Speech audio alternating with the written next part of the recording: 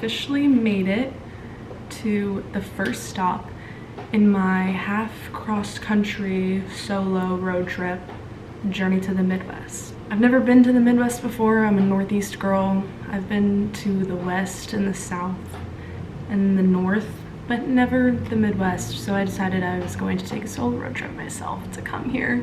I'm staying in this like cute little Airbnb. I just got ready. Tonight I'm going to see Chelsea play. It took me 9 hours in the car and I stopped like maybe 4 times, but overall I was here earlier than I expected to be. But I want to give you like a little tour of my Airbnb because it's actually really cute and I would live here, and I'm already loving this trip. Okay, you enter here and here's the kitchen, the living room, the bedroom, and then the bathroom's here. Here's all my stuff that I was getting ready with, and it has a nice little full-length mirror. And then the living room, which I've already made like home, kitchen, and then the bedroom has 2 beds. Obviously I'm alone, so, but I couldn't have asked for anything better, to be so honest. And the host is so nice and so accommodating, so I'm excited. I'm a little bit nervous, I won't lie, to walk over to the stadium by myself, but when I was driving here I saw a lot of people in jerseys and stuff, so hopefully that's the vibe and it's not like a big deal, and I'm gonna call my mom when I'm walking there also. But so far this experience has been a 10 out of 10 and I've cried a lot today, so I'm a little emotionally drained and I can't wait to see my boys out on the pitch. I'm leaving. Wish me luck. Hopefully Hurricane Debbie doesn't get me.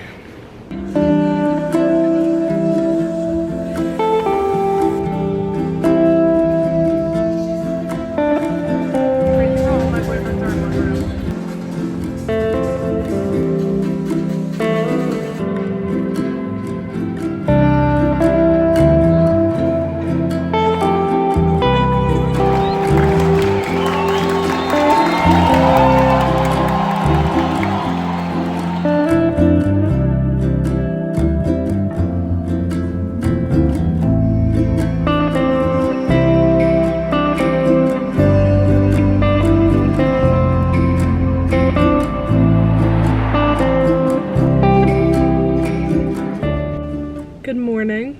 I am in Tennessee. I've been driving now for pushing 4 hours and I have 4 more hours to go.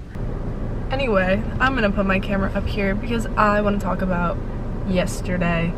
Chelsea lost, moral of the story. And I also lost. I took a few L's yesterday and I also took 1 W. So basically at the game, there were barely any Chelsea fans. It was so jarring.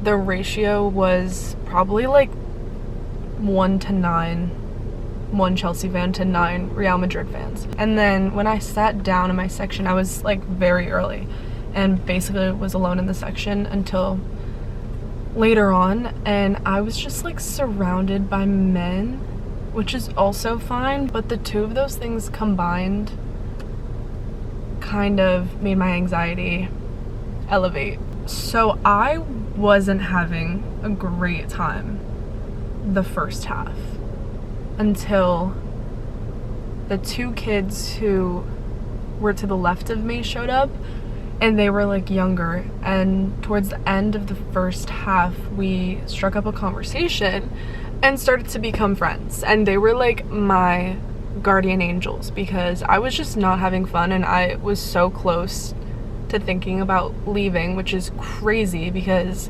I went through all that effort to go there in the first place. Moral of the story is they were like my 2 angels and they were Real Madrid fans, but we became friends and it was just like a grand old time. So that was really beautiful and they turned my night around 100%.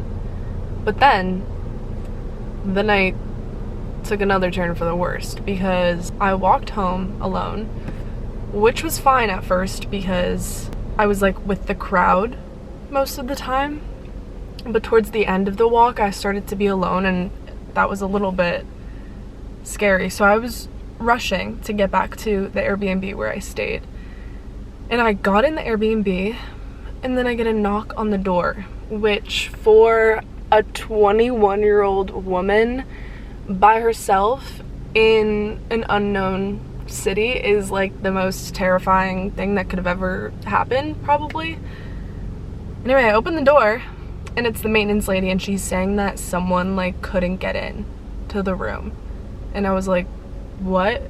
I figured everything out in the end. It was like a miscommunication with the other guest. The Airbnb owner clarified everything for me, which was good. So then in the end, logically, I was fine.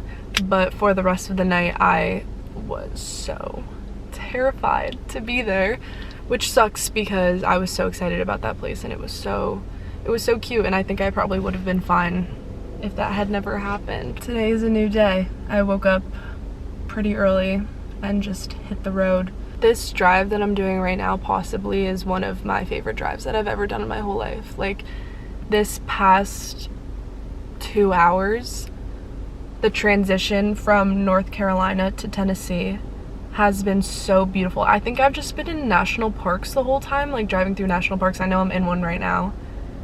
And it's just gorgeous, like insane trees, mountains, like it's honestly insane. But I still have 4 more hours, which is crazy because it's like, it's 12 and it says I'm gonna get to the hotel at 3, but I have 4 more hours because I'm going through a time zone change. Fucking idiot. Anyway, I'm going to Clarksville, which is just a little town northwest of Nashville. My plan is just to keep chugging along. I've driven probably like quadruple the amount I've slept in the past 2 days, so this is what I look like when I drive. No, I'm kidding. I look like... Okay, now I'm gonna actually do it, so.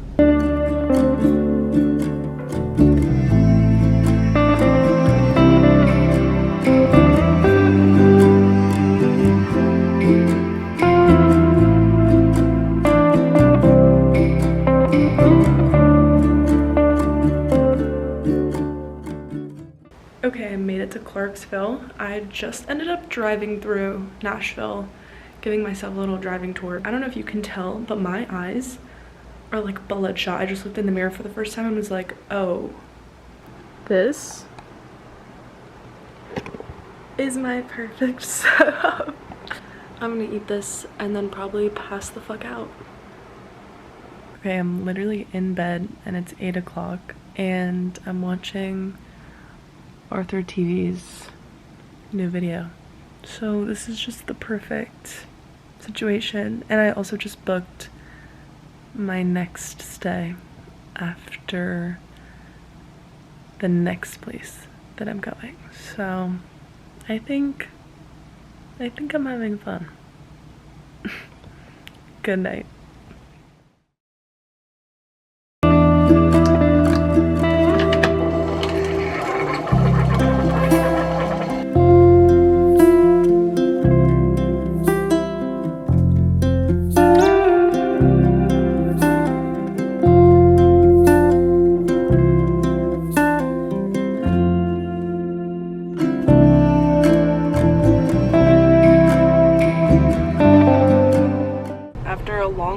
Trying to figure out where to go, I finally made it to an open trail.